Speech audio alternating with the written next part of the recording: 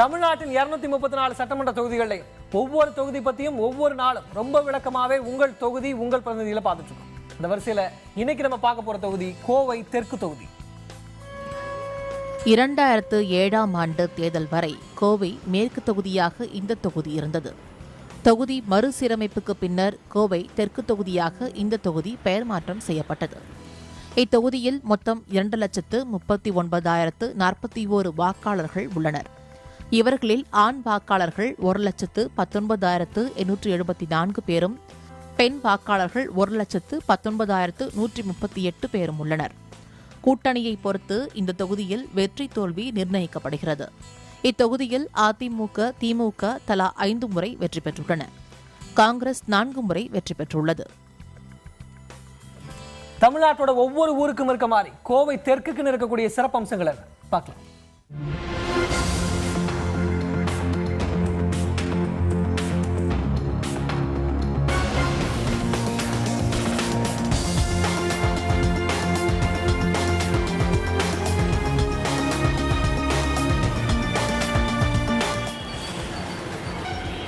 கோவை தெற்கு தொகுதி மாநகர பகுதிகளை உள்ளடக்கியது.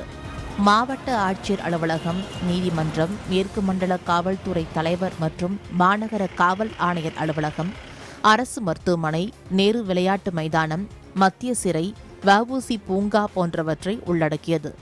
கோவையின் பாரம்பரிய தொழிலான தங்க நகை உற்பத்தி தொழிற்கூடங்கள் இத்தொகுதியில் நிறைந்துள்ளன.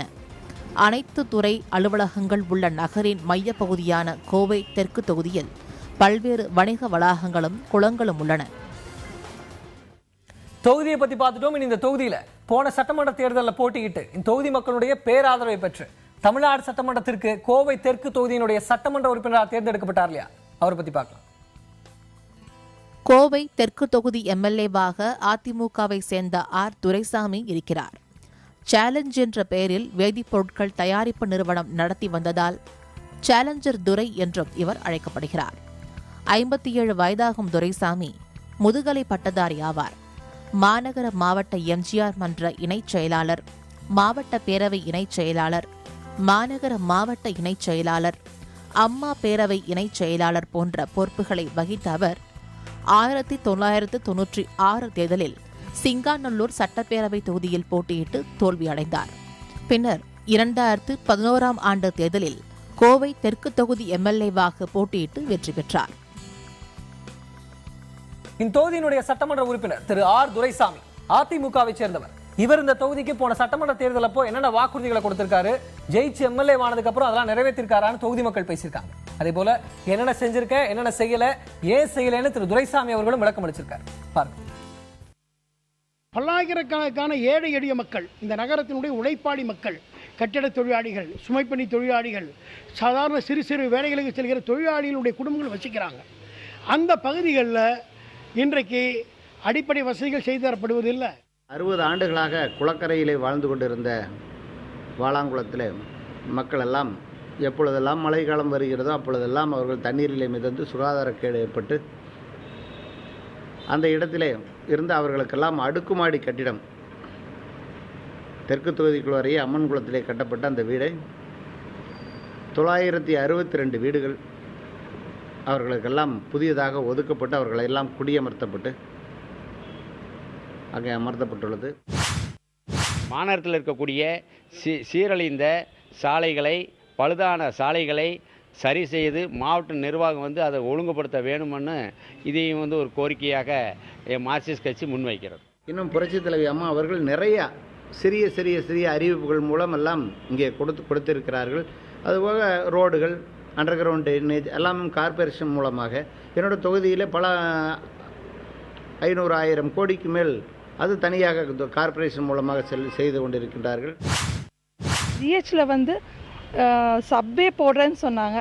ஆனால் இன்னைக்கு வரைக்கும் இந்த சப்வேங்கிற அந்த இதை இம்ப்ளிமெண்ட் பண்ணவே இல்லைங்க.